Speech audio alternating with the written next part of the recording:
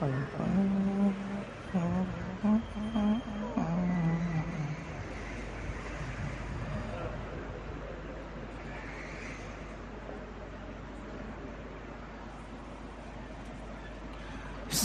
محترم، السلام علیکم ورحمۃ اللہ تعالی وبرکاتہ۔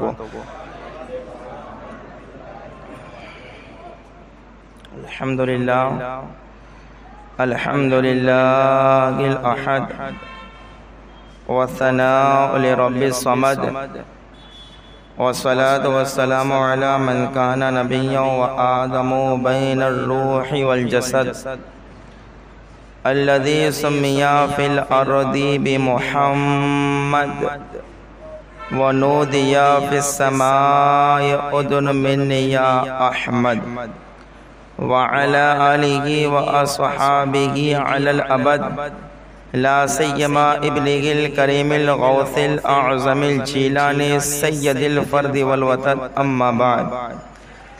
أعوذ بالله من الشيطان الرجيم، بسم الله الرحمن الرحيم. قال الله تبارك وتعالى في القرآن المجيد والفرقان الحميد: وَرَفَعْنَا لَكَ ذِكْرَكَ. آمنت بالله صدق الله المولان العظيم وصدق رسوله النبي الكريم ونحن على ذلك لمن الشاهدين والشاکرین والحمد للہ رب العالمین۔ عقیدت و محبت کے ساتھ بارگاہ رسالت مآب صلی اللہ تعالی علیہ وسلم میں درود پاکہ قیمت غار پیش فرمائے۔ اللہم صلی علی سیدنا و نبینا مولانا محمد معدن الجود والکرم وآلہ وبارک وسلم صلاة و سلاما علیک یا رسول اللہ صلی اللہ تعالی علیہ وسلم۔ امام اہل سنت اعلی حضرت رضی اللہ تبارک و تعالی عنہ ارشاد فرماتے گئے: واہ کیا جود و کرم گے شگے بتہا تیرا، واہ کیا جود و کرم گے شگے بتہا تیرا، نہیں سنتا ہی نہیں مانگنے والا تیرا، نہیں سنتا ہی نہیں مانگنے والا تیرا۔ اور ارشاد فرماتے ہیں کہ فرش والے تیری شوکت کا علو کیا جانے، فرش والے تیری شوکت کا علو کیا جانے، خسروا عرش پہ اڑتا گے فریرہ تیرا، خسروا عرش پہ اڑتا گے فریرہ تیرا۔ اور آسماں خان زمیں خان زمانہ مہمان، آسماں خان زمیں خان زمانہ مہمان، صاحب خانہ لقب کس کا ہے تیرا تیرا، صاحب خانہ لقب کس کا ہے تیرا تیرا۔ اور عقیدے کا شعر ارشاد فرماتے ہیں کہ میں تو مالک ہی کہوں گا کہ وہ مالک کے حبیب، میں تو مالک ہی کہوں گا کہ وہ مالک کے حبیب، یعنی محبوب و محب میں نہیں میرا تیرا، یعنی محبوب و محب میں نہیں میرا تیرا۔ اور فرماتے ہیں کہ تیرے قدموں میں جو ہے غیر کا منہ کیا دیکھے، تیرے قدموں میں جو ہے غیر کا منہ کیا دیکھیں، کون نظروں پہ چڑھے دیکھ کے تلوا تیرا، کون نظروں پہ چڑھے دیکھ کے تلوا تیرا۔ اور آخر میں ارشاد فرماتے ہیں کہ تیری سرکار میں لاتا ہے رضا اس کو شفیع، تیری سرکار میں لاتا ہے رضا اس کو شفیع، جو میرا غوث ہے اور لاڈلا بیٹا تیرا، جو میرا غوث ہے اور لاڈلا بیٹا تیرا۔ محبت سے درود پاک پیش فرمائے۔ اللہم صلی علی سیدنا و نبینا مولانا محمد معدن الجود والکرم وآلہ وبارک وسلم صلاۃ و سلام علیک یا رسول اللہ صلی اللہ تعالی علیہ وسلم۔ کل کی گفتگو میں آپ نے ہجرت رسول صلی اللہ تعالی علیہ وسلم سماعت کی کہ آقا کریم صلی اللہ تعالیٰ علیہ وسلم نے کس طرح مکہ معظمہ سے مدینہ منورہ کی طرف آپ نے ہجرت فرمائی۔ آپ نے کل سماعت کیا اور دوران ہجرت جو واقعات پیش آئے، تو ایسے تو کافی واقعات ہیں، لیکن مختصر میں نے کچھ واقعات آپ کے سامنے عرض کیے تھے۔ نبی پاک صلی اللہ تعالی علیہ وسلم کی کل عمر شریف 63 سال ہے۔ کتنے سال؟ جی ظاہری زندگی کتنے سال ہے؟ 63 سال زندگی ہے۔ آقا کریم صلی اللہ تعالی علیہ وسلم نے 53 سال مکہ معظمہ میں گزارے۔ کتنے سال؟ اور 10 سال مدینہ منورہ میں گزارے۔ کتنے ہو گئے؟ 63 ہو گئے۔ 53 سال کہاں گزارے؟ مکہ معظمہ میں۔ اور آپ نے دیکھا کہ میں نے 3 دن کے بیان میں نبی پاک صلی اللہ علیہ وسلم کی 25 سالہ زندگی سے لے کر ہجرت رسول تک مدینہ منورہ میں آمد تک میں نے مختصر واقعات آپ کے سامنے ذکر کیے کہ جب 40 سالہ عمر تھی تو آپ نے اعلان نبوت کیا۔ میں نے یہاں سے شروع کیا تھا کہ 25 سالہ جب آپ کی عمر تھی تو آپ نے حضرت خدیجہ سے شادی فرمائی۔ اس کے بعد ازدواجی جو زندگی ہوتی ہے میاں بیوی کی، وہ زندگی آپ نے گزاری۔ 40 سال زندگی ہوئی، عمر شریف ہوئی تو اعلان نبوت فرمایا۔ اور اس کے بعد اعلان نبوت فرمانے کے بعد کافروں کے ظلم و ستم بڑھ گئے، کافروں نے ظلم و ستم کیے، تو 4 سال تو ایسے ہی گزرے کافروں کے ظلم و ستم سہتے ہوئے اور تبلیغ کرتے ہوئے۔ اور پھر اعلان نبوت کا 5واں سال آیا تو حبشہ کی طرف ہجرت۔ پھر اعلان نبوت کا 6واں سال تو حضرت امیر حمزہ کا عمر فاروق کا اسلام قبول کرنا۔ اس کے بعد اعلان نبوت کا 7واں سال، اعلان نبوت کا بولے یار کون سا؟ 7واں سال، تو آپ کو قید کر دیا گیا، آپ کا بائیکاٹ کیا گیا 3 سال تک۔ پھر اعلان نبوت کے 10ویں سال اللہ اکبر ابو طالب کا حضرت خدیجہ کا انتقال ہوا۔ اس کے بعد اعلان نبوت کے 11ویں سال جو ہے کہ 6 لوگ آپ کے پاس آئے، مطلب حج میں جو آئے تھے حج کرنے، اور ان میں سے 6 لوگ آپ کے پاس آئے اور کلمہ پڑھ کے مسلمان ہو گئے۔ پھر 12ویں سال کتنے لوگ آئے تھے؟ 12 کتنے؟ اور وہ کلمہ پڑھ کے مسلمان ہو گئے۔ پھر اعلان نبوت کے 13ویں سال کتنے لوگ آئے تھے؟ 72 لوگ آئے تھے۔ کتنے؟ حج کرنے کافی لوگ آئے تھے، لیکن ان میں سے 72 لوگ آئے اور جو ہے کلمہ پڑھ کے مسلمان ہو گئے۔ اور اس کے بعد جو ہے آقا کریم صلی اللہ علیہ وسلم نے ہجرت کا حکم دیا، صحابہ نے مدینہ کی طرف ہجرت کی۔ اور اس کے بعد جب وقت آیا تو خود آقا کریم صلی اللہ علیہ وسلم نے اور حضرت ابوبکر صدیق نے بھی مدینہ منورہ کی طرف ہجرت کی۔ یہ اعلان نبوت کے 13ویں سال آقا کریم صلی اللہ علیہ وسلم نے مکہ سے مدینہ کی طرف ہجرت کی تھی۔ اب جب ہجرت کر کے آپ مدینہ تشریف لے گئے نا، مدینہ شریف، تو اب یہاں یوں نہیں کہا، اب سیرت میں یہ نہیں لکھا کہ اعلان نبوت کا 14واں سال، اعلان نبوت کا 15واں سال، اعلان نبوت کا 16واں سال، یہ نہیں، بلکہ اب یوں کہا جائے گا کہ ہجرت کا پہلا سال۔ کیا کہا جائے گا؟ اور کتنے سال کی عمر میں ہجرت کی تھی؟ 53 سال کی۔ کتنے سال کی؟ اب جب بھی بولے ہجرت کا پہلا سال تو آپ کو 53 کے بعد 1 ملا لینا ہے۔ اس کے بعد جب بھی بولے ہجرت کا دوسرا سال، تیسرا سال، اس طریقے سے مطلب عمر شریف ملانے گے تو پھر آپ 10 سالہ عمر ملائیں گے تو مکمل کتنے سال ہو جائیں گے؟ 63 سال ہو جائیں گے۔ ٹھیک ہے، اب آگے کی گفتگو سماعت کریں۔ ہجرت رسول ہی سے میں آغاز کر رہا ہوں، یہ اس لیے باتیں میں نے عرض کی تاکہ 3 بیانات میں جو بھی گفتگو ہوئی وہ اگر اللہ نے چاہا تو آپ کے ذہن نشی ہو جائے اور آگے کی گفتگو آپ کے سمجھ میں آئے۔ درود شریف پیش کر لے اور کوئی نعرہ لگا دے، نعرہ لگائے، کوئی نعرہ لگائے۔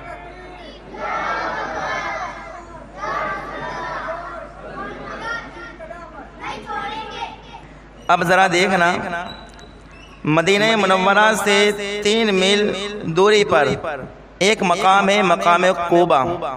کل مختصر میں نے ہجرت رسول جو میں نے سنائی تھی، لیکن آج ہجرت رسول ہی سے میں آغاز کر رہا ہوں تاکہ بات مکمل ہو سکے کہ مدینہ منورہ سے 3 میل کی دوری پر کون سا مقام ہے؟ مقام قباء۔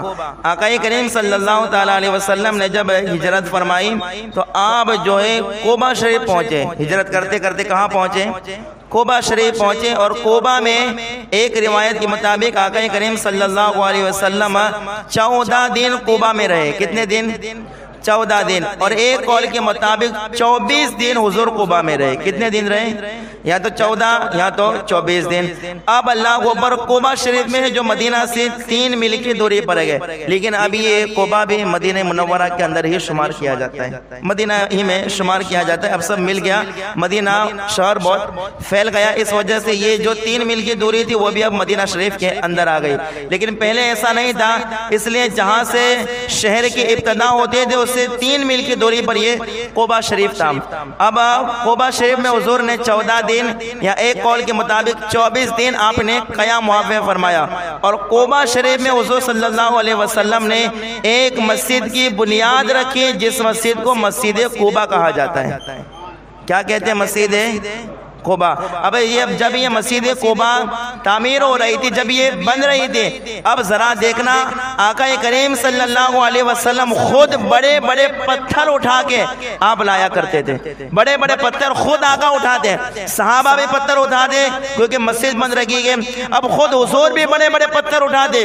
صحابہ کہتے جب ہم حضور کو ہم دیکھتے اتنا بڑا پتھر حضور اٹھاتے کہ حضور صلی اللہ علیہ وسلم کا جسم نازک خم ہو جاتا، یعنی جھک جاتا، اتنے بڑے بڑے پتھر حضور اٹھاتے۔ تو کہا ہم حضور کی بارگاہ میں جاتے اور عرض کرتے کہ یا رسول اللہ صلی اللہ علیہ وسلم پتھر ہمیں دے دے، تو آقا کریم صلی اللہ علیہ وسلم وہ پتھر ہمیں دیتے، لیکن فوراً کی آپ دوسری جگہ سے پھر بڑا پتھر اٹھاتے، یعنی اس مسجد بنانے میں خود حضور نے بھی حصہ لیا، حضور نے بھی پتھر اٹھائے، اور حضور نے اللہ اکبر اس مسجد کے کام کرنے میں خود حضور نے بھی مدد فرمائی۔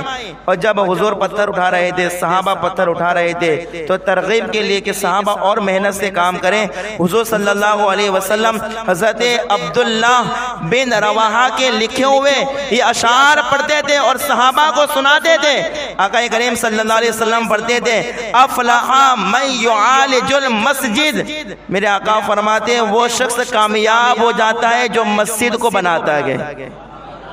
حضور نے فرمایا، حضرت عبداللہ بن رواحہ کے یہ اشعار حضور پڑھ کے صحابہ کو سنا رہے تاکہ صحابہ کو ترغیب ہو، کام میں اور محنت سے اور کام کرے۔ اس لیے حضور نے فرمایا افلح من یعالج المسجد، کہ وہ شخص کامیاب ہو گیا جو مسجد کو بناتا ہے۔ پھر حضور نے آگے فرمایا وَيَقْرَأُ الْقُرْآنَ قَائِمًا وَقَائِدًا، اور وہ شخص بھی کامیاب ہو گیا جو اٹھتے بیٹھتے قرآن کی تلاوت کیا کرتا ہے، اٹھتے بیٹھتے قرآن کی تلاوت کرتا ہے۔ اس کے بعد حضور نے فرمایا وَلَا يَبِيتُ اللَّيْلَ عَنْهُ رَاقِدًا، اور وہ شخص بھی کامیاب ہوا جو پوری رات سوتے ہوئے نہیں گزارتا ہے۔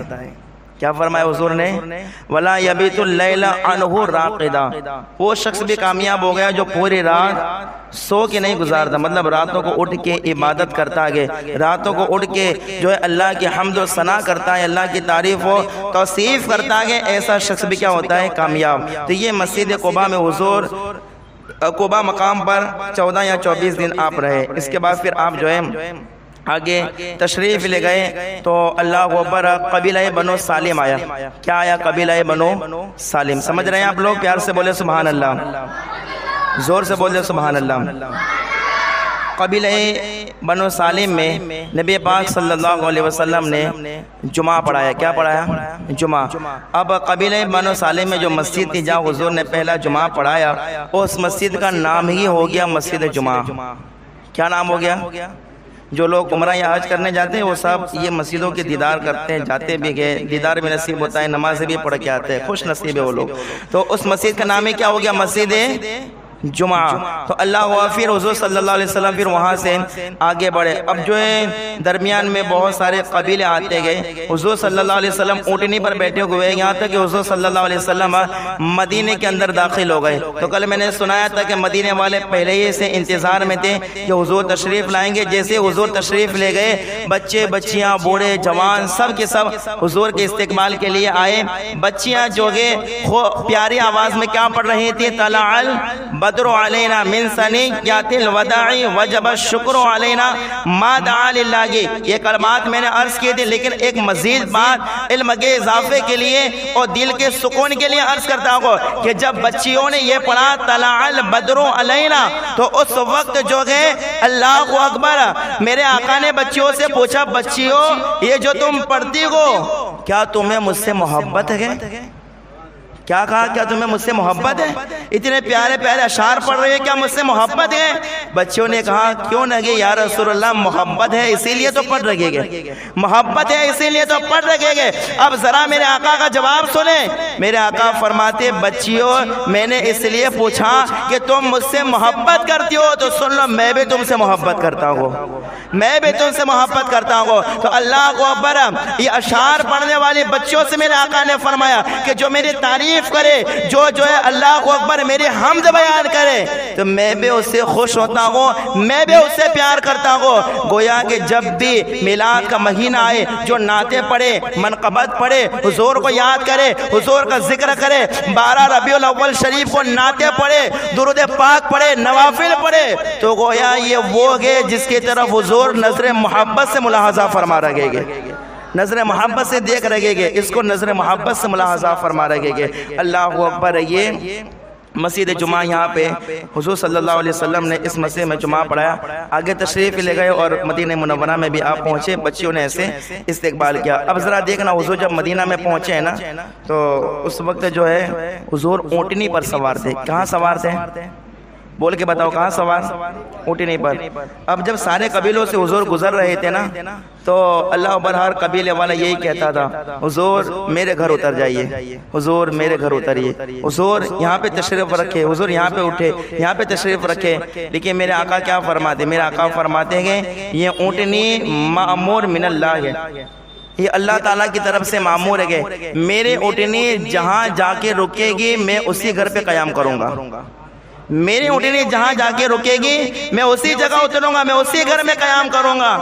اب اللہ اکبر، صحابہ یہ منظر دیکھنے کے لیے میرے حضور کے پیچھے گئے، آقا کریم صلی اللہ علیہ وسلم کے پیچھے ہے کہ آخر وہ کون خوش نصیب ہے کہ جن کے گھر میرے آقا قیام فرمائیں گے، وہ کون سا خوش نصیب مرد ہے، کون سے خوش نصیب صحابی ہے جن کے گھر حضور تشریف لائیں گے۔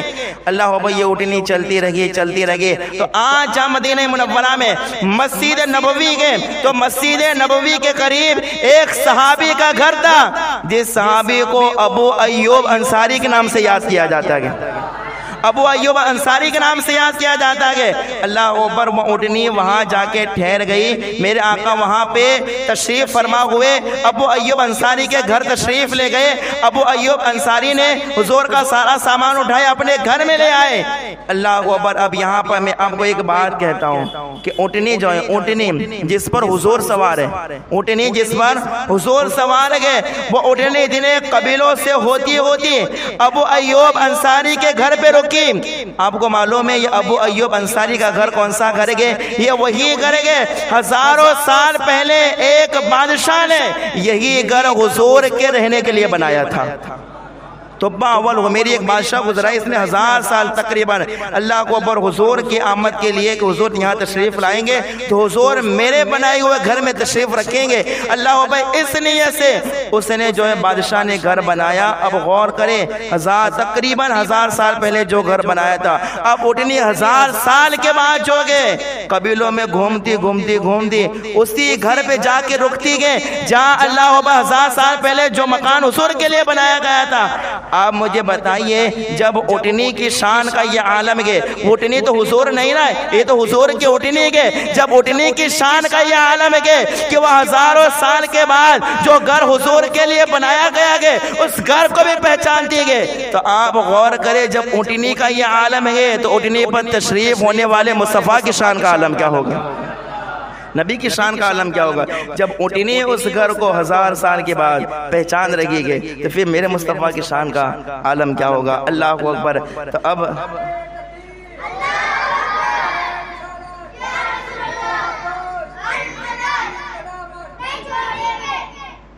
اب اللہ اکبر دیکھیں، آقا کریم صلی اللہ علیہ وسلم ابو ایوب انصاری کے گھر تشریف لے گئے، صحابہ بھی ابو ایوب انصاری کے گھر۔ اب ابو ایوب انصاری کا جو گھر تھا نا وہ 2 مالا گھر تھا، 2 منزل۔ کیسا گھر تھا؟ ڈبل مالے کا۔ تو ابو ایوب انصاری نے حضور کی بارگاہ میں عرض کیا کہ یا رسول اللہ صلی اللہ علیہ وسلم آپ اوپر والی منزل پر تشریف لے جائے۔ تو میرے آقا نے منع فرمایا، میرے آقا نے فرمایا نہیں، اوپر والی منزل پر نہیں، میں نیچے والی منزل میں رہوں گا، اس لیے کہ کئی لوگ مجھ سے ملاقات کرنے آئیں گے تو آپ لوگوں کو پریشانی ہوگی، اس لیے میں نیچے کی منزل میں رہوں گا۔ تو آقا کریم صلی اللہ علیہ وسلم نیچے کی منزل میں تشریف فرمایا۔ اب ابو ایوب انصاری رضی اللہ تعالیٰ عنہ، ذرا غور کرنا کتنا ادب اور احترام حضور کا کرتے تھے۔ 2 وقت کھانا پہنچاتے تھے، جو بھی حاجت ہوتی تھی وہ حضور کی بارگاہ میں پیش کر دیتے تھے۔ بلکہ ایک بار تو ایسا ہوا کہ اوپر جو ہے جہاں اوپر کی منزل پر وہ رہتے تھے، ایک بار پانی گر گیا وہاں پہ اوپر روم میں۔ کیا ہو گیا؟ پانی، کوئی جو ہے برتن گر گیا یا کوئی برتن ٹوٹ گیا جس کی وجہ سے پانی جو ہے پھیلایا اور پانی ہو گیا۔ تو ابو ایوب انصاری نے کیا کیا کہ جو کمبل ان کے پاس تھا، اس کمبل کو پانی کے اوپر ڈال دیا تاکہ پانی نیچے نہ جائے، کیونکہ نیچے کون تھے؟ حضور صلی اللہ علیہ وسلم، حضور کو تکلیف نہ ہو جائے۔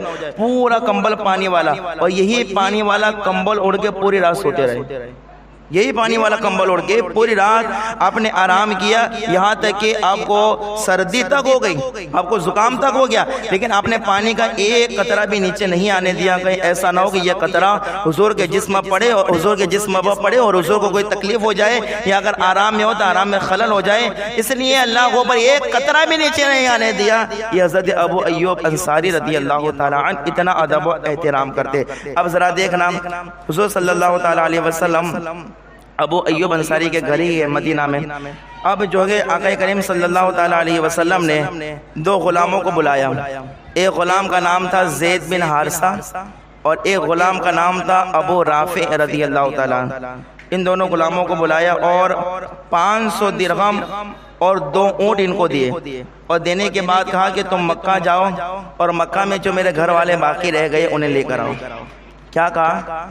مکہ جاؤ تم دونوں، اور مکہ میں جو میرے گھر والے اہل و عیال میرے باقی رہ گئے انہیں لے کر آؤ۔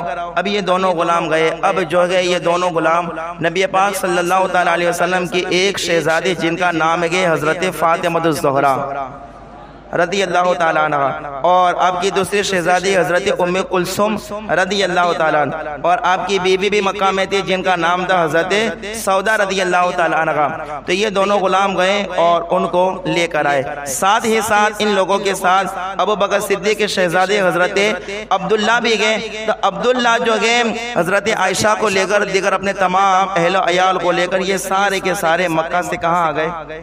مدینہ آ گئے۔ حضور لینے کے لیے بھیجے تھے، یہ سارے مکہ سے کہاں آ گئے؟ مدینہ آ گئے۔ جب مدینہ منورہ میں آئے ان کے رہنے کے لیے، نعمان بن حارثہ رضی اللہ تعالیٰ یہ صحابی تھے، ان کے مکان میں ٹھہرنے کے لیے ان سے کہا گیا۔ اب دیکھیں یہاں حضور صلی اللہ علیہ وسلم مدینے میں گئے۔ اب مدینے سے جو 2 غلاموں کو بھیجا، اور یہ دونوں غلام جو ہے سارے لوگوں کو وہاں سے لے کر آ گئے۔ اب یہ ہجرت کا پہلا سال ہے۔ کون سا سال؟ بول کے بتاؤ کون سا؟ مدینے میں یہ ہجرت کا پہلا سال، یہ مدینے میں پہلا سال ہے۔ اب اس پہلے سال کے اندر دیکھیں کیسے کیسے واقعات ہوتے ہیں، کیسے کیسے باتیں رونما ہوتی ہے، کیسے واقعات وقوع پذیر ہوتے ہیں، ذرا سنیے۔ ابھی ہجرت کا پہلا ہی سال ہے، مدینے میں پہلا ہی سال ہے کہ اللہ کو بھائی یہودیوں کے بہت بڑے عالم جن کا نام ہے عبداللہ بن سلام، جن کا نام کیا ہے؟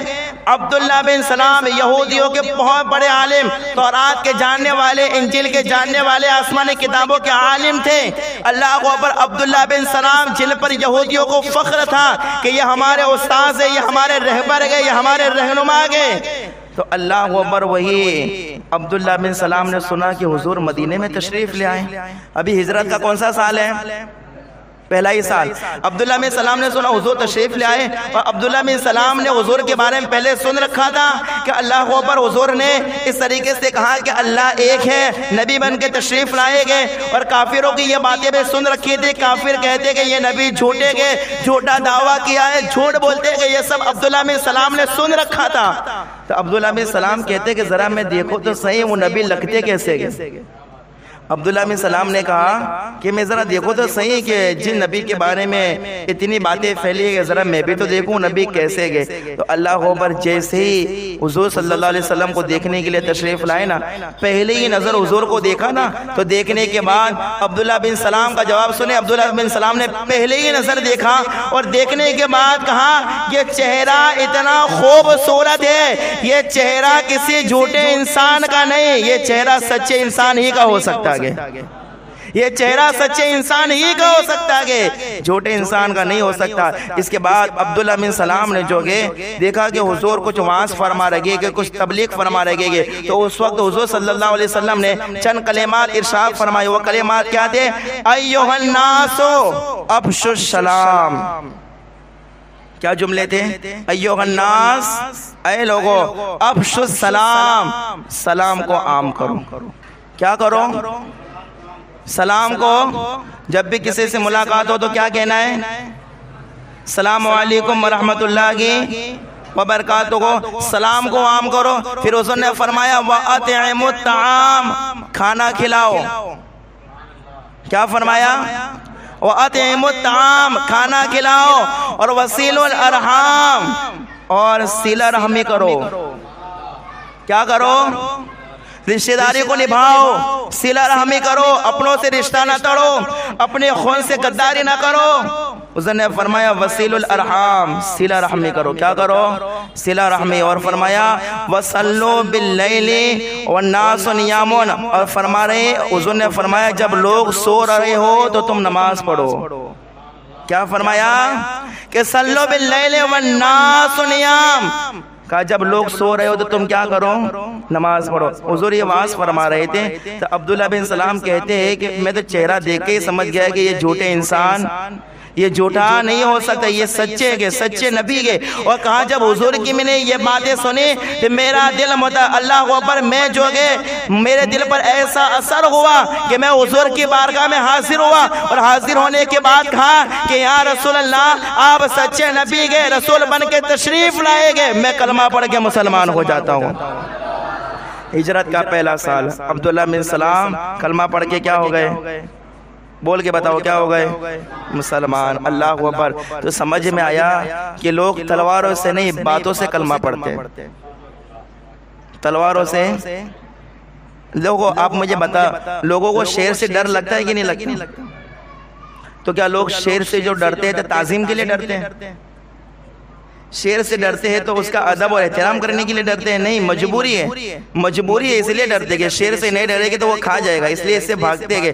اس کا مطلب نہیں کہ ہم شیر کو دیکھ کے بھاگتے ہیں، ہم شیر کی تعظیم کرتے ہیں، نہیں۔ اسی طریقے سے یاد رکھنا، جو تلواروں سے لوگوں کو دھمکا کے اپنے پیروں تلے دباتے ہیں نا، وہ شیروں کی طرح ہوتے ہیں، یہ جو جنگلی شیر ہوتے ہیں، کہ جو اپنے سے رعب سے لوگوں کو اپنا غلام بنا سکتے ہیں، لیکن ہمارے آقا نے تلواروں سے نہیں، اپنی زبان سے لوگوں کو اپنا غلام بنایا گیا، اپنے اخلاق سے اپنا غلام بنایا، اپنے اخلاق سے اپنا فرما بردار بنایا، کیونکہ حضور کی باتوں میں وہ تاثیر تھی کہ حضور ایک بار فرماتے تھے، اللہ اکبر، لوگوں میں اس کا اثر نظر آیا کرتا تھا، لوگوں میں اس کا اثر نظر آتا تھا۔ تو اللہ اکبر، یہودیوں کے بہت بڑے عالم تھے عبداللہ بن سلام، وہ کلمہ پڑھ کے مسلمان ہوئے نا، تو یہودیوں کے اندر خلبلی مچ گئی، وہ جو ہمارے رہبر رہنما پیشوا تھے، ہمارے امام تھے، انہوں نے کلمہ پڑھ لیا۔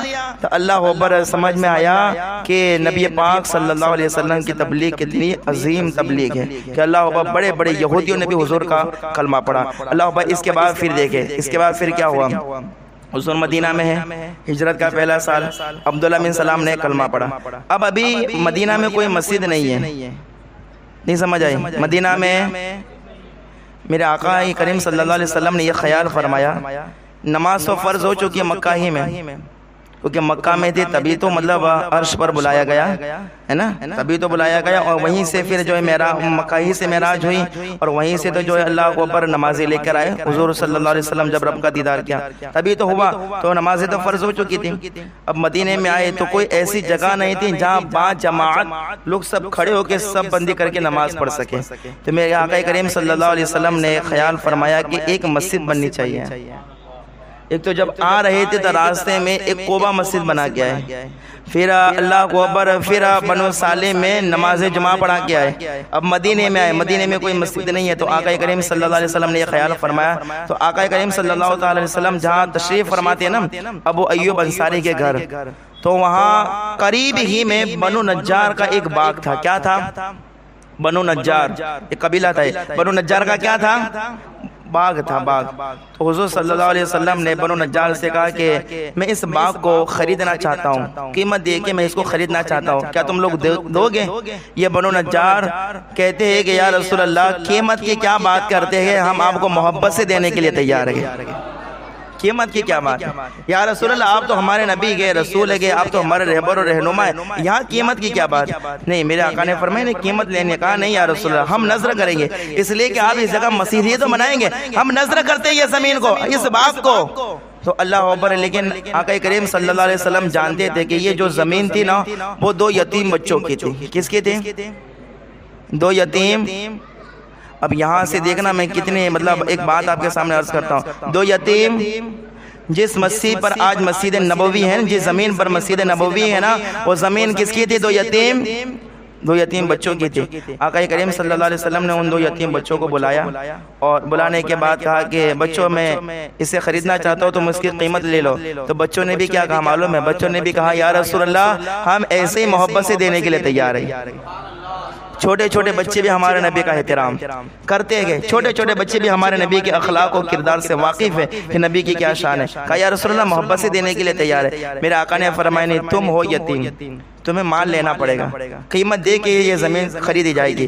تو اللہ اکبر، پھر آقا کریم صلی اللہ علیہ وسلم نے ابو بکر صدیق کے مال سے مسجد نبوی کی قیمت کو ادا کیا۔ کس کے مال سے؟ ابو بکر صدیق کے مال سے حضور نے مسجد نبوی کی زمین کو خریدا۔ اب اس کے بعد حضور صلی اللہ علیہ وسلم نے اپنے دست مبارک سے اس جگہ مسجد نبوی کی بنیاد رکھی، مسجد کی بنیاد رکھی۔ اور مسجد کیسے بنائی گئی معلوم ہے؟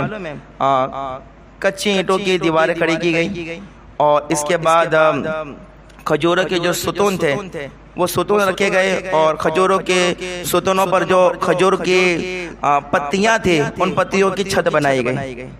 کھجور کے ستون ہیں اور چھت کیسی گئے؟ کھجور کی جو پتیاں ہوتی ہیں نا ان پتیوں کی کیا ہے؟ چھت ہے، اور کچی اینٹوں کی دیوار۔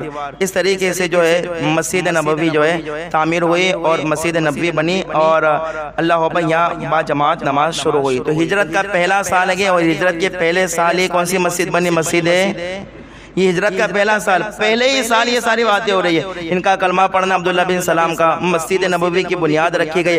اب دیکھنا ابھی یہی ہجرت کا پہلا سال ہے، اور کون سے واقعات اللہ اکبر ظہور میں آتے ہیں سنیے۔ اسی سال پھر یہ ہوا، پیار سے بول دے سبحان اللہ۔ اب جب مسجد نبوی بن گئی نا، تو مسجد نبوی بننے کے بعد اب جو حضور کی ازواج تھی، حضور کی بیویاں، تو ان کے لیے بھی گھر بنانے تھے، تو مسجد کے قریب ہی مسجد سے متصل ہی حضور نے اپنی ازواج کے گھر بھی بنوائے۔ لیکن اس وقت نکاح میں صرف دو ہی عورتیں تھیں۔ کتنی عورتیں؟ جب حضور ہجرت کر کے مدینہ میں آئے اور ہجرت کا پہلا سال تھا، تو اس وقت حضور کے نکاح میں کتنی بیویاں تھیں؟ دو ہی ازواج مطہرات، دو ہی امہات المومنین میں سے دو ہی تھے، اور دو کون؟ ایک حضرت عائشہ صدیقہ رضی اللہ تعالیٰ عنہ اور ایک حضرت سودا رضی اللہ تعالیٰ عنہ، یہ دو اس وقت نکاح میں تھے۔ اس لیے مسجد نبوی کے قریب دو ہی مکان بنائے گئے۔ کیسے مکان بنائے گئے؟ دو ہی مکان بنائے گئے، کیونکہ دو ہی بیویاں تھیں، اور پھر جس طریقے سے حضور نے اور شادیاں فرمائی، پھر اور مکان بنتے رہ گئے۔ لیکن اس وقت کتنے مکان بنے؟ صرف 2 ہی مکان بنے۔ اب جب یہ 2 مکان تیار ہوئے، ان دونوں مکانوں میں یہ جو کہ حضرت عائشہ بھی ایک مکان میں رہنے لگی، حضرت سودا رضی اللہ تعالیٰ عنہ بھی ایک مکان میں رہنے لگی۔ پھر حضور نے جیسے جیسے شادیاں فرمائی ایسے ایسے مکانات بنتے گئے۔ اب ذرا غور کرنا، یہاں مکان بھی بن گئے۔ اب ازواج کے جو مکان بنے تو کیسے بنے؟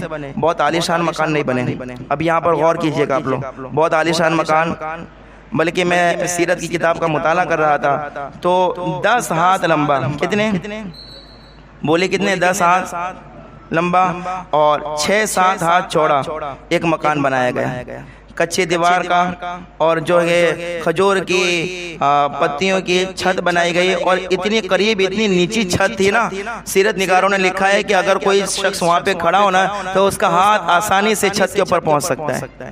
بولو آج شاید ہی کسی کا مکان ایسا ہو کہ وہ گھر میں کھڑا ہو تو چھت کے اوپر ہاتھ پہنچ جائے۔ کتنے بڑے بڑے مکان ہو گئے، کتنے بڑے بڑے مکان اب تو ہو گئے، لیکن اس وقت اتنا چھوٹا مکان، 10 ہاتھ جو ہے لمبا اور 6-7 ہاتھ جو ہے چوڑا مکان، اور وہ بھی چھت کیسی؟ کھجور کی پتیوں کی چھت، اللہ اکبر، چھت بنائی گئی۔ حضور اس مکان کے اندر رہ رہے۔ کس مکان میں رہ رہے؟ اتنا چھوٹا مکان ہے، اس مکان میں حضور رہ رہے ہیں۔ حالانکہ ہمارے حضور کو کسی چیز کی کمی ہے؟ اللہ نے سارے خزانوں کی چابیاں ہمارے نبی کو عطا فرمائی گئی۔ میرے امام فرماتے ہیں کل جہاں مل اور جو کی روٹی غذا، اس شکم کی قناعت پہ لاکھوں سلام، اس شکم کی قناعت پہ لاکھوں سلام کہ جن کے ہاتھ میں خزانوں کی چابیاں آگے، لیکن ان کے گھر میں کئی کئی دن تک چولہے نہیں جلتے تھے۔ اللہ کو اکبر۔ تو یہ جو غریبی ہے نا، تو حضور کو غریبی پسند تھی۔ کیا پسند تھی؟ بولے سارے لوگ غریبی پسند تھی، مالداری نہیں پسند تھی۔ حضور نے غریبی کی پسند فرمایا معلوم ہے؟ اس لیے کہ میرے آقا اپنے نکاح نبوت سے دیکھ رہے تھے کہ آگے جا کے ایسا وقت آئے گا کہ لوگ بڑے بڑے بنگلے بنائیں گے، اور کچھ لوگ ایسے ہوں گے جن کی جھپڑیاں ہوں گی، چھوٹے چھوٹے مکان ہوں گے، وہ بڑے مکانات کو دیکھ کے جو ہے اللہ کو اوپر دل چھوٹا کر لیں گے، تاکہ انہیں بھی پتا چلے کہ بڑے مکانوں میں مالدار رہتے گے، جو چھوٹے غریب مکان ہوتے گے وہاں حضور کے غلام رہا کرتے گے۔ یہ ان کو سیرت سے بات پتا چلتا ہے، یہ اللہ کو پتا چل جائے کہ چھوٹے گھر، اللہ کو یاد رکھنا، بڑا گھر ہو لیکن دل چھوٹا ہو تو وہ گھر بڑا نہیں کہلاتا، لیکن اگر جھوپڑی ہو لیکن جھوپڑی میں رہنے والے کا دل اگر بڑا ہو تو سمجھ لینا یہی سب سے بڑا مالدار ہے، یہی سب سے بڑا مالدار ہے۔ تو اللہ کو اکبر جو کہ ایسے چھوٹے مکان میں حضور رہتے، اور حضور کو ایسی مالداری پسند نہیں تھی، بالکل نہیں پسند۔ حضور کو مالداری پسند ہی نہیں تھی، بڑے مکانات بھی حضور کو تو نہیں پسند تھے، حضور تو ایسے چھوٹے مکانات میں رہنا پسند کرتے تھے جو حضور نے خود بنوایا تھا، اتنا چھوٹا مکان۔ بلکہ ایک بار تو ایسا ہوا کہ حضور ایک جگہ سے گزر رہے تھے تو میرے آقا نے دیکھا ایک مکان بن رہا ہے، بڑی بڑی اس کی دیواریں کھڑی ہو گئی ہے، بڑا مکان بن رہا ہے۔ تو میرے آقا نے اس مکان کی طرف دیکھا نا، تو مکان کی طرف دیکھنے کے بعد حضور جو گئے، حضور کا جو چہرہ بدل گیا، مطلب غم زدہ ہو گئے، اور جو گئے اس طریقے سے حضور پریشان ہو گئے کہ اتنا بڑا مکان بنا رہے، اتنا بڑا، تو حضور تھوڑے ناراض ہو گئے۔ تو یہ جب حضور وہاں سے تشریف لے گئے نا، تو جو صحابی ان کے ساتھ تھے، وہ صحابی جو ہے جو مکان والے کے پاس گئے، اور جانے کے بعد کہا بھائی تو مکان تو بنا رہا ہے؟ کہا بھائی میں بنا رہا ہوں۔ کہا کہ حضور ابھی یہاں سے نکلے تھے، تو کہا پھر کیا ہوا؟ کہا حضور جب گزرے تو تیرے مکان کو دیکھ کے حضور ناراض ہو گئے، تیرے اتنے بڑے مکان کو دیکھ کے حضور ناراض ہو گئے۔ کہا حضور ناراض ہو گئے؟ میرے مکان کو دیکھ کے ناراض ہو گئے؟ تو اللہ پر وہ صحابی بھی، وہ صحابی تھے وہابی نہیں تھے۔ کون تھے؟ صحابی تھے، وہابی نہیں تھے۔ تو صحابی کو پتا چلا کہ حضور میرے مکان کو دیکھ کے ناراض ہو گئے، اس صحابی نے پورا مکان گرا دیا، صحابی نے پورا مکان گرا دیا۔ اور دوسرے دن حضور وہاں سے جب گزرے تو حضور نے دیکھا یار کل یہاں اتنی بڑی عمارت بن رہی تھی، آج جو ہے کچھ بھی یہاں نہیں ہے۔ تو میرے آقا نے اس سے پوچھا کہ یہاں مکان تھا کیا ہوا؟ کہا یا رسول اللہ ہم آپ کے صحابی گے، ہم اسی چیز کو پسند کریں گے جسے ہمارے مصطفیٰ پسند فرمائیں گے، ہم اسی چیز کو چاہیں گے جسے ہمارے نبی چاہیں گے۔ تو اللہ، لیکن یاد رکھنا بڑے مکان بنانا، بلڈنگ بنانا منع نہیں ہے، ہاں حضور کی پسند ہے چھوٹے مکانات، لیکن بڑے مکان بنانا منع نہیں ہے۔ جو جتنا چاہے مطلب آسمان کی بلندی تک بنانا چاہے بنا سکتا ہے، کیا پرابلم ہے؟ لیکن یہ جو حضور کی پسند وہ اپنے پسند کرنا چاہتا ہے تو نارملی گھر بنائے جیسے آدمی جس میں سکون کے ساتھ رہ سکے۔ آئی بات کی نہیں سمجھ میں کوئی؟ اب اللہ وہ بازار دیکھنا یہ مکانات تعمیر ہو گئے۔ اب اسی ہجرت کے پہلے سال کون سا واقعہ پیش آتا ہے؟ اللہ اکبر، حضرت عائشہ صدیقہ رضی اللہ تعالی عنہا کی شادی مکہ ہی میں ہو گئی تھی حضور کے ساتھ۔ کہاں ہوئی تھی؟ بولے آپ لوگ؟ آپ لوگ بیدار نہیں لگ رہے نا. آج میں دھیرے اس لیے بول رہا ہوں تاکہ آپ کو سمجھ آ سکے بھائی. یہ کچھ ایسے واقعات ہوتے ہیں نا کہ چلا چلا کے بولے آپ لوگ پبلک سبحان اللہ بولے, یہ واقعات نہیں, میں سیرت بیان کر رہا ہوں. آخری وقت ہے, اگر میں چلا چلا کے بیان کروں گا, ایک بات 4 4 5 5 بار بولوں گا تو ظاہر سی بات ہے وقت اسی میں ختم ہو جائے گا. اور آج مجھے انشاءاللہ تعالیٰ کچھ اہم باتوں تک آپ کو پہنچانا, اس لیے پیار سے بولے سبحان اللہ. آپ ذرا اپنی آنکھوں کو کھولے اور اسے محبت کے پانی سے دھو کے پھر بولے سبحان اللہ. ہاں جی, اب دیکھیں اسی ہجرت کا پہلا سال ہے. ہجرت کے پہلے سال کون سا واقعہ پیش آتا ہے؟ اللہ اکبر. حضرت عائشہ کی شادی مکہ ہی میں حضور کے ساتھ ہو گئی تھی, لیکن رخصتی نہیں ہوئی تھی. مکہ میں شادی ہو گئی تھی لیکن رخصتی نہیں ہوئی تھی. اب جب حضور مدینے میں تشریف لائے اور ہجرت کا پہلا سال تھا, اس وقت حضرت عائشہ کی رخصتی ہوئی. کب ہوئی؟ جب ہجرت کا پہلا سال تھا, اس وقت صدیق اکبر کے گھر سے, اپنے والد کے گھر سے حضرت عائشہ کی رخصتی ہوئی ہے. شادی مکہ میں ہوئی, رخصتی کہاں ہوئی؟ مدینہ میں. تو اگر کوئی ایسا کرنا چاہے تو کر سکتا ہے, شادی ہو لیکن رخصتی اگر اپنے بچے کی بعد میں کرنا چاہے, لیکن ابھی ایسا ہوتا نہیں. ابھی ایسا ہوتا نہیں. وہ کہتے ہیں چٹ منگنی, وہ جو کہاوت ہوتی ہے کہ تیزی کے ساتھ منگنی بھی ہو, تیزی کے ساتھ شادی بھی, اور عورت کو لے کے چلے جاؤ. لیکن اگر یہ ساری باتیں ٹھیک ہیں, لیکن اگر کوئی یہ بھی کرنا چاہے کہ بچے کی شادی کرے اور رخصتی بعد میں بھی آرام سے کرنا چاہے تو ہو سکتی ہے. یہ سیرت سے ایک بات پتہ چلتی ہے. اب یہ ہجرت کے پہلے سال حضرت عائشہ کی رخصتی بھی گئی. اب یہی ہجرت کا پہلا سال ہے. کون سا واقعہ پیش آیا؟ دیکھیں, مسجد نبوی بنی کہ نہیں بنی ہجرت کے پہلے سال, لیکن ابھی مسجد نبوی میں نماز پڑھنے کے لیے لوگوں کو کیسے بلائے, ابھی اس کا کوئی انتظام نہیں ہوا. ابھی اس کا کوئی انتظام نہیں ہوا تھا کہ کیا کہہ کے بلایا جائے. صحابہ کو حضور نے جمع کیا اور جمع کرنے کے بعد کہا صحابہ بتائیے کیا کیا جائے کہ لوگ نماز کے وقت نماز پڑھنے کے لیے حاضر ہو جائے. تو اللہ اکبر, ایک نے رائے دی کہ یا رسول اللہ میرا خیال یہ ہے کہ اس وقت ناقوس بجا دیا جائے. میرے آقا نے فرمایا نہیں, یہ تو غیر مسلموں کی پہچان ہے, یہ نہیں. کسی نے کہا کہ آگ جلا دی جائے, کہا کہ نہیں یہ بھی مجوسیوں کا طریقہ, یہ بھی نہیں. کہا کہ پھر کہیں صحابہ نے اور مشورہ دیا, لیکن اس وقت حضرت عمر فاروق نے مشورہ دیا کہ یا رسول اللہ صلی اللہ علیہ وسلم نماز کے وقت ایک آدمی کو بھیج دیا جائے اور سارے لوگوں کے گھر کہہ کے آئے کہ نماز کا وقت ہو گیا ہے, تو سارے لوگ نماز پڑھنے کے لیے تشریف لے آئے. تو اللہ اکبر, میرے آقا نے یہ رائے کو منظور کیا, کہا ٹھیک ہے. اللہ اکبر, یہ معاملہ ہو گیا.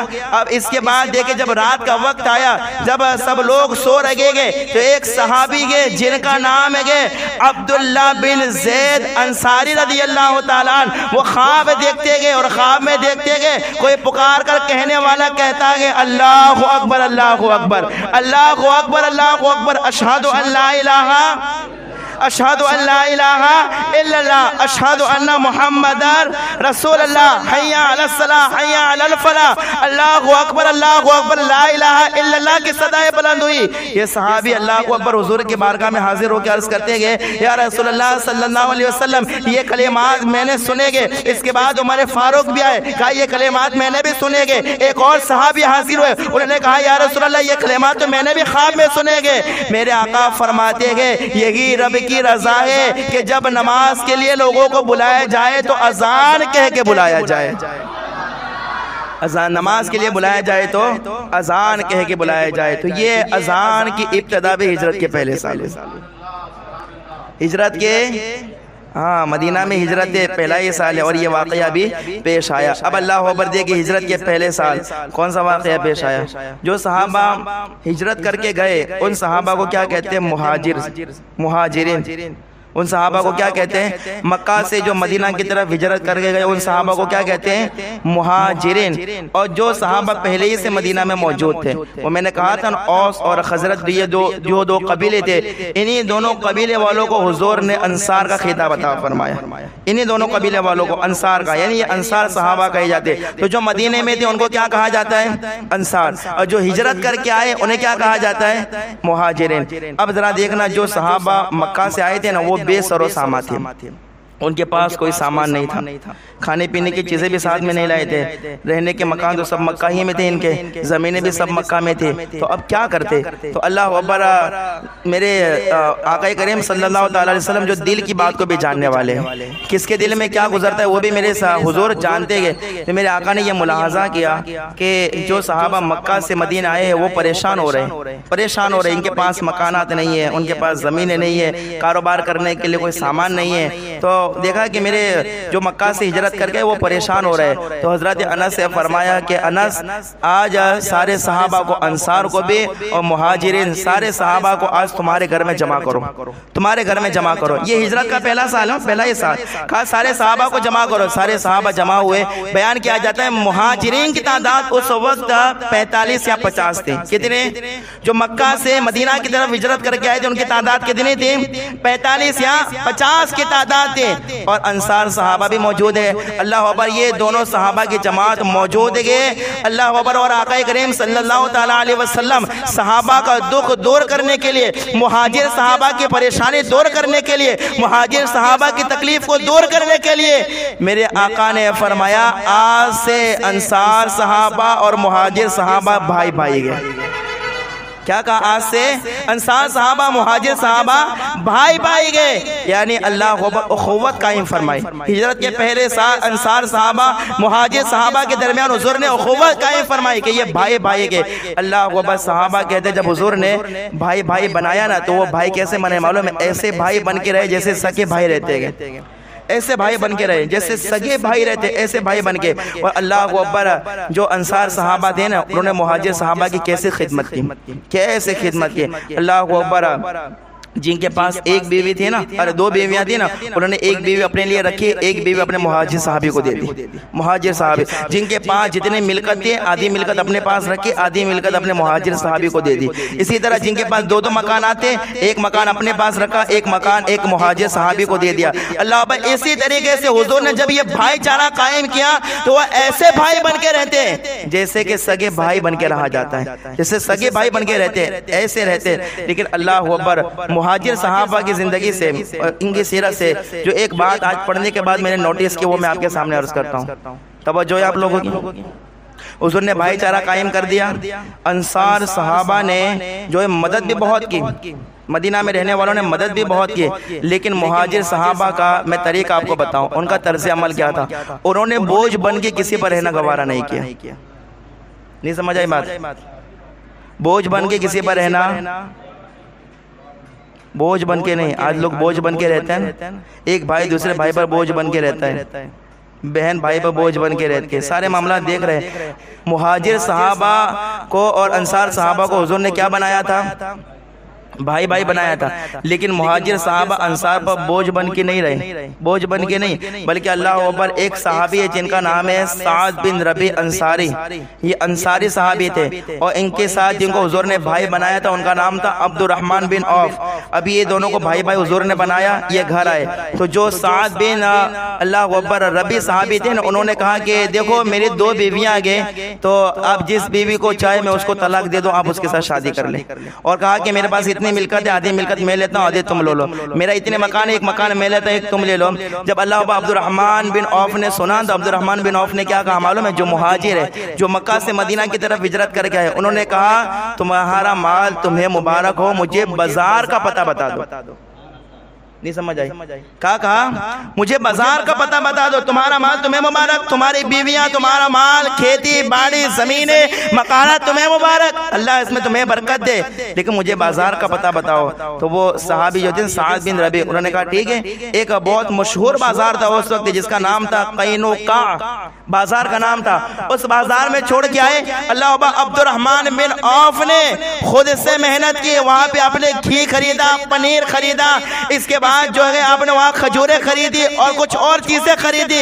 خریدنے کے بعد پورا دن بیچتے رہے. جو مال سامان آیا اسے جمع کرتے رہے. دوسرے دن بیچا، تیسرے دن بیچا، تجارت کرنے لگے، یہاں تک کہ مدینے کے سب سے مالدار صحابی عبد الرحمن بن عوف بن گئے.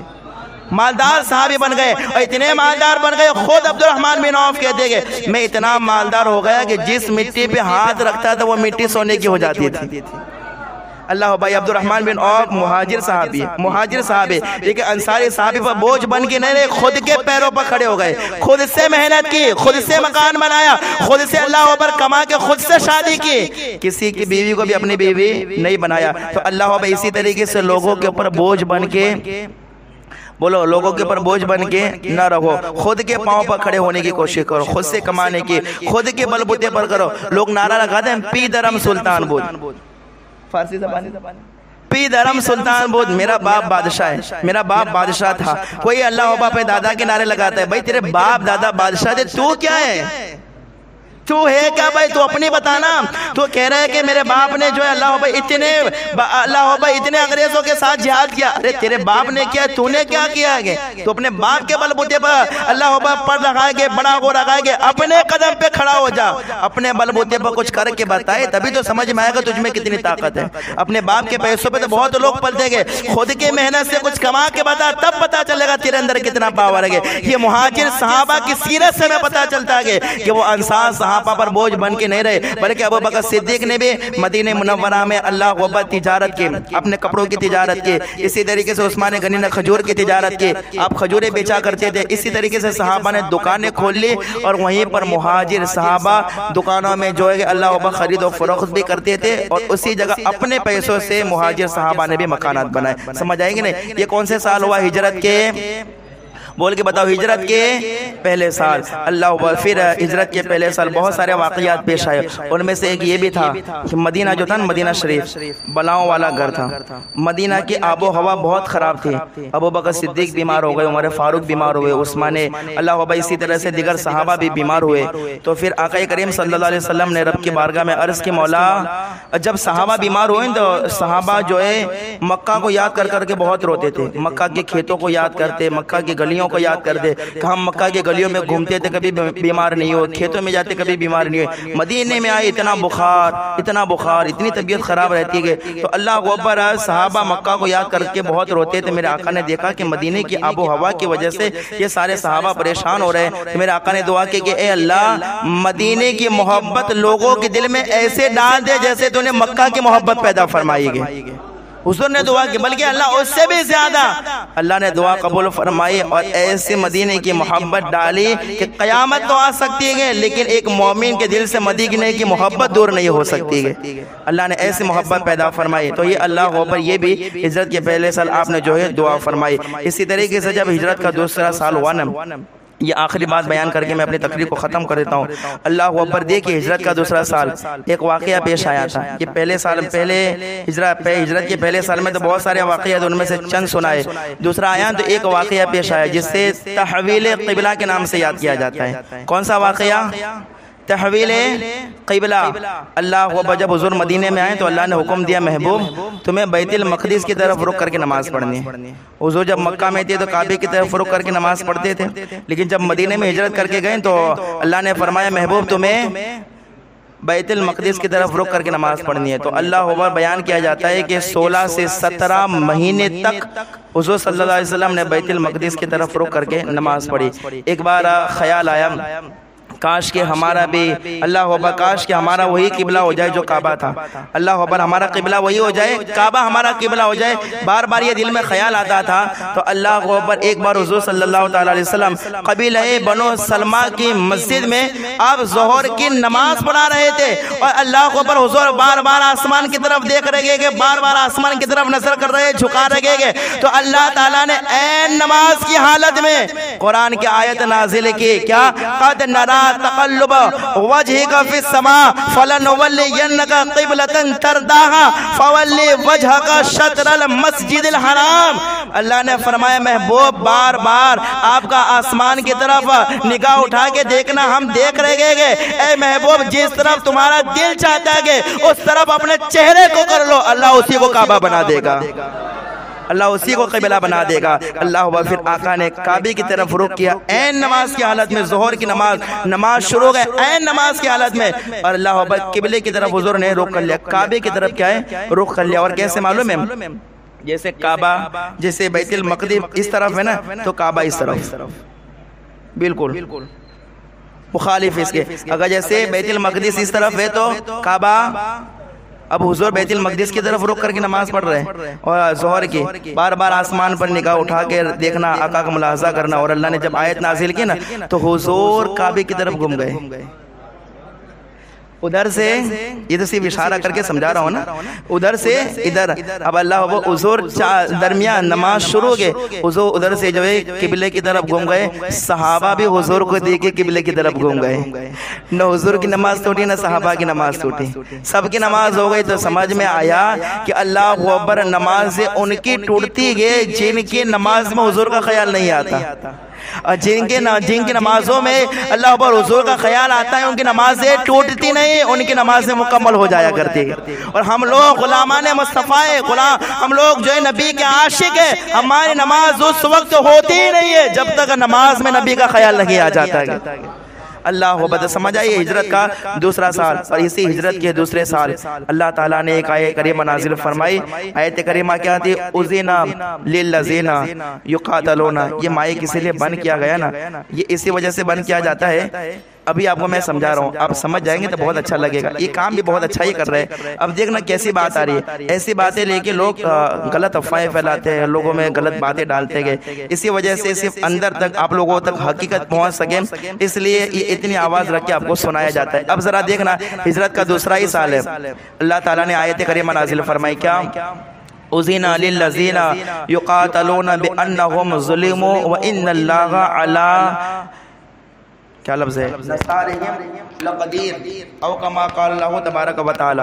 اللہ تعالیٰ نے ارشاد فرمایا ہجرت کے دوسرے سال، کون سے سال؟ ہجرت کے دوسرے سال، اللہ تعالیٰ نے فرمایا کہ مسلمانوں، جو لوگ تمہیں ستاتے ہیں نا، جو لوگ تمہیں مارتے ہیں، اب ہم بھی، اللہ فرماتے ہیں میں تمہیں اجازت دیتا ہوں کہ تم بھی انہیں مارو۔ آیت کیا نازل ہوئی کہ جو لوگ تمہیں ستاتے ہیں نا، اب میری طرف سے اجازت ہے کہ تم بھی انہیں، اگر وہ تلوار اٹھاتے تم بھی اٹھاؤ، وہ لوگ دادا گیری کرتے اب تم بھی کرو۔ اب تک تو حکم نہیں تھا، اب تک حکم نہیں تھا، اب اللہ ہو بھائی یہی آیت، بعض مفسرین نے فرمایا کہ سب سے پہلے یہ آیت ہے، اسی کو آیت جہاد کہتے ہیں، تو بعض مفسرین نے کہا نہیں، یہ آیت جہاد نہیں ہے، یعنی جہاد پر نازل، جہاد کے لیے نازل ہونے والی یہ سب سے پہلی آیت نہیں ہے، بلکہ یہ کہ اللہ تعالیٰ نے فرمایا وَقَاتِلُوا فِي سَبِيلِ اللَّهِ الَّذِينَ يُقَاتِلُونَكُمْ، اللہ فرماتے ہیں خدا کی راہ میں ان لوگوں سے لڑو جو تم لوگوں سے لڑتے گئے۔ یہ آیت پڑھ کے لوگوں کو گمراہ کرتے، کیا دیکھو یہ مسلمانوں کا قرآن، مسلمانوں کے قرآن میں دہشت گردی، مسلمان دہشت گرد ہیں، مسلمانوں کے قرآن میں دہشت گردی، بھئی کس بات کی دہشت گردی ہے؟ قرآن میں کیا اللہ کو بس ظلم کیا گیا، کون سی ظلم والی باتیں ہیں؟ یہی دو آیت پیش کرتے گئے اور کہتے دیکھو قرآن میں کہا گیا، مسلمانوں سے کہا، اللہ فرماتے ہیں کہ اے میرے بندو مارو، کاٹو ان لوگوں کو، ان لوگوں کی گردنیں اڑا دو۔ کہا قرآن میں یہ گئے، کہا قرآن تو مسلمانوں کو لڑواتا ہے، قرآن مسلمانوں کا اللہ مسلمانوں میں دشمنیاں کرواتا ہے، لیکن اس کے آگے کی باتیں، پیچھے کی باتیں کچھ نہیں، آگے پیچھے کا سارا کھا جانے کا ڈکر بھی نہیں لینے کے، یہی دو آیتیں پڑھ کے لوگوں کو گمراہ کرتے۔ یہی بیچ میں ایک خبیث، ایک شیطان کھڑا ہوا تھا نا، یہ اللہ اکبر، کیا نام تھا اس کا؟ او وسیم جو تھا، ہے نا، وہی اسی نے یہی آیت پیش کی تھی، اور اس نے کہا تھا دیکھو قرآن دہشت گردی بتاتا ہے، کہا کہ میں قرآن میں ایسے آیتیں نکال کے میں اچھا قرآن تمہیں دیتا ہوں۔ پھر اس نے خود سے قرآن لکھا تھا، وہ کہا یہ قرآن سچا ہے، اور جو قرآن سالوں سے پڑھا جاتا ہے وہ قرآن غلط ہے۔ اب جن کو علم نہیں ہوگا وہ کیا کرے گا بھائی، کیا کرے گا؟ لیکن یاد رکھنا جو قرآن اللہ پر ہم پڑھتے ہیں یہی قرآن سچا ہے، یہی قرآن سچا ہے، اس میں ایک آیت بھی غلط نہیں ہے۔ صدیوں ہو گئے، لاکھ دشمن آئے، کروڑوں ظالم آئے، سب کچھ بدل دیا، اگر نہیں بدلائے تو قرآن کی ایک آیت بھی نہیں بدلے گی، ایک حرف بھی نہیں بدلا گے۔ تو اللہ بھائی یہ مسلمانوں پر جو یہ آیت نازل ہوئی تھی نا حضور پر کہ اب مسلمانوں کو حکم ہے کہ وہ مارے کاٹے اگر وہ سامنے سے مقابلہ کرتے ہیں، یہ کب ہوا؟ مکہ کے 53 سال نہیں پڑے اپنے، 40 سال کا جب 40 سال کی عمر میں اعلان نبوت کیا تھا، اس کے بعد کافروں نے کتنے ظلم کیے تھے، کتنے ظلم کیے وہ نہیں پڑھے آپ لوگوں نے؟ اتنے ظلم کیے کیا مکہ میں 40 سال کی عمر سے لے کر 53 سال کی عمر تک حضور نے صحابہ سے مل کر کافروں سے ایک بھی جنگ کی؟ بولو کی نہیں کی نا بھائی۔ اگر ہمارا مقصد لڑنا ہوتا، لڑانا ہوتا، کاٹنا کٹوانا ہوتا تو اللہ اوپر، اور جب مکہ میں حضور صلی اللہ علیہ وسلم صحابہ کو لے کے کافروں سے جنگ کر لیتے، لیکن نہیں، جب تک سہا جا سکتا تھا سہا گیا، لیکن جب حد ہو گئے نا تو پھر کہتے ہیں نا کہ ظلم سہنے سے بھی ظالم کی مدد ہوتی ہے کہ نہیں؟ ظلم سہنے سے بھی ظالم کی مدد ہوتی ہے۔ اب حضور مدینے میں آ گئے، اب وہ لوگ مکہ میں تھے، اب کوئی پرابلم تھی بھائی؟ مدینے میں حضور رہ رہے، صحابہ رہ رہے، وہ مکہ میں اپنے جیسے دین کے ساتھ رہنا چاہ رہے، لیکن یہ اتنے ظالم لوگ تھے کہ مکہ میں رہنے کے بعد یہ مدینہ میں رہ رہے، پھر بھی ان لوگوں کے ظلم کم نہیں ہوئے۔ ان لوگوں نے پلاننگ حضور کو قتل کرنے کی مکہ ہی سے بنائی، مسلمانوں کو قتل کرنے کی پلاننگ بنائی۔ اسی طریقے سے جو کہ مدینہ سے اگر کوئی جاتا تو یہ لوگ گرفتار کر لیتے۔ اب صحابہ مدینے میں گئے، تب بھی اس کے باوجود بھی وہ مکہ والے وہ کافر ظلم کر رہے گئے۔ پھر اب مجھے بتاؤ پھر کیا کرنا چاہیے؟ پھر بھی ہاتھ پہ ہاتھ رکھ کے بیٹھے رہے ہیں؟ 40 سال کی عمر سے لے کر 53 سال کی عمر تک جو ہے ظلم و ستم برداشت کیے کہ چلو کسی طریقے سے وہ مان جائے، نہیں مانے مدینے میں چلو پھر یہ لوگ سدھر جائے، اس کے لیے مکہ چھوڑ کے مدینے چلے آئے، پھر بھی نہیں سدھرے، پھر بھی مکہ میں رہ کے انگلیاں کرنے لگے، تو پھر کیا ہاتھ پر ہاتھ دھر کے بیٹھے رہے؟ اللہ تعالیٰ نے فرمایا نہیں محبوب، اب ایسی کوئی بات نہیں ہے، اب تمہیں اجازت ہے، اب جو بھی ظالم تمہارے سامنے سر اٹھائے اس کا سر قلم کر کے رکھ دو، جو بھی تمہارے سامنے ہاتھ اٹھائے اس کی انگلیاں کاٹ کے رکھ دو۔ یہ تو اللہ کو بھائی اتنا ظلم ہو جانے کے بعد پھر مسلمانوں کو اجازت ملی گئی، لیکن اس کے باوجود بھی بتاؤ اللہ ہو بھائی یہ جنگ بدر ہوئی، جنگ احد ہوئی، اس کے بعد جتنی بھی جنگیں ہوئی نا، جتنی بھی جنگیں یہ اس کے بعد ہوئی ہے، کافروں کے ظلم و ستم کے بعد، اور یہ جتنی بھی جنگیں ہوئی ہے اس میں بھی حکمتیں بنی، اس میں بھی کئی ساری حکمتیں دی۔ اور کیسی حکمتیں دی کہ اللہ ہو ان ظالموں نے پہلے شروعات کی، ان لوگوں نے پلاننگ بنا کے جنگ بنانے کی کوشش ہے کہ تب جا کے جنگ ہوئی گئے، سامنے سے مسلمانوں نے جنگ نہیں کی گئی۔ تو یاد رکھنا ہمارا کام نہیں ہے بھائی لڑنا، لوگوں کو کاٹنا مارنا، نہیں بھائی، ہم لوگ مسلمان ہیں اور مسلمان سکون چاہتے ہیں۔ بولو کیا چاہتے ہیں؟ ہم لوگ تو سکون چاہتے ہیں بھائی، سکون سے نماز پڑھنا چاہتے ہیں، عبادت کرنا چاہتے ہیں، سکون سے قرآن پڑھنا چاہتے ہیں، سکون کی نیند سونا چاہتے ہیں، لیکن انگلیاں سامنے سے آتی ہے پھر مجبوراً ہمیں کاٹنا پڑتی ہے۔ ہم کب کہتے ہیں کہ بھائی اللہ اکبر، ہم تو سامنے سے تم پر ظلم کریں گے، تم بھی رہو آزادی کے ساتھ، لیکن ہمیں بھی سکون کے ساتھ رہنے دو۔ جب ہم پر انگلی اڑتی ہے تبھی تو ہمیں قدم اٹھانا پڑتا ہے۔ تو یاد رکھنا جو صحابہ نے جنگیں کی گئی، جن جنگوں میں خود حضور نے شرکت کی گئی، اسے دہشت گردی کا نام دینا یا یہ کہنا کہ حضور نے پھر ظلم کیا، صحابہ نے ظلم کیا، بے قصور لوگوں کو مارا، یہ لوگ جھوٹ بولتے گئے۔ یاد رکھنا جن لوگوں نے سامنے سے مقابلہ کیا گیا اللہ وہ انہی لوگوں کے ساتھ صحابہ نے جنگ کی گئی، انہی لوگوں کو سیدھا کیا ہے، اور جو لوگ مان گئے نا بعد میں بھی جنگ کرنے کے بعد جو لوگ مان گئے حضور نے انہیں بھی معاف کر دیا ہے۔ ہمارا مذہب تو ہمیں معاف کرنا سکھاتا ہے، اگر لوگ سیدھے رہے تو پھر ہم بھی کیا ہے سیدھے ہی ہے، لیکن لوگ انگلیاں کرتے ہیں پھر مجبوراً ہمیں بتانا پڑتا ہے کہ اللہ اکبر، ہم اس ماں کے بیٹے گئے جس ماں نے جب جنم دیا تھا، جب دودھ پلا رہی تھی اسی وقت ہمیں کربلا کی کہانی سنا رہی تھی، ہم تو اس ماں کے بیٹے جس ماں نے جنگ احد اور جنگ بدر کی کہانیاں سنائی ہے۔ یاد رکھنا ڈرنے والے نہیں، لیکن ہم سکون چاہتے ہیں۔ اللہ ہو بھائی یہ مسئلہ آگے، اس کے بعد سے ہجرت کے دوسرے سال سے لے کر 8 سال تک صرف لڑائیوں کے معاملات چل رہے، صرف جنگیں ہی جنگیں۔ ہجرت کے دوسرے سال سے لے کر 8 سال تک مکمل کتنے ہو گئے؟ یہ 2 اور 8 کتنے ہو گئے؟ مدینہ کے ہو گئے 10 سال مکمل ہے نا۔ یہ 2 سال تو بالکل سکون سے ایسے گزرے، بالکل آسانی سے گزرے، لیکن دوسرے سال سے ہی مطلب پھر جنگیں شروع ہوئی، وہ بھی ان لوگوں کی کرتوتوں کی وجہ سے۔ پھر 8 سال جو ہے ایسے جنگیں ہوتی رہی، لڑائیاں ہوتی رہی، لیکن یہ لڑائیاں بھی ان کے کرتوتوں کی وجہ سے ہوتی رہی، اور ان لڑائیوں میں بھی بہت بڑے راز تھے، بہت بڑی حکمتیں تھے۔ یہ لڑائیاں ایسے نہیں ہوئی، کبھی انشاءاللہ تعالی موقع ملا تو میں بتاؤں گا کہ جنگ بدر سے لے کر آخری جنگ تک جتنی بھی جنگیں ہوئی گئی تو یہ جنگیں کیوں ہوئی، اس کے پیچھے راز ہے، ایسے ہم نے اپنے فائدے کے لیے نہیں لڑی تھی، اللہ اس میں ان لوگوں کے سامنے سے حملے ہوئے تھے تب جا کے یہ ساری باتیں ہوئی تھی۔ یہ کبھی موقع ملا تو میں جنگیں آپ کو سناؤں گا کہ ان جنگوں کے اندر کن لوگوں نے چھڑا اور کیوں جنگیں ہوئی، اس کے پیچھے بھی راز ہے۔ تو یہ 2 سال سے لے کر جو ہے 8 سال تک ایسے ہی جنگوں میں گزرے، اور انہی جنگوں سے ایسے ایسے نتیجے نکلے، مکہ بھی فتح ہوا، کئی ملک فتح ہوئے، اور کروڑوں کی تعداد میں، لاکھوں کی تعداد میں مسلمان ہوئے۔ یاد رکھو ان جنگوں کی وجہ سے تو یہ 8 سال کے باقی جنگوں میں گزرے، لیکن اس میں بھی حکمتیں کبھی انشاءاللہ تعالی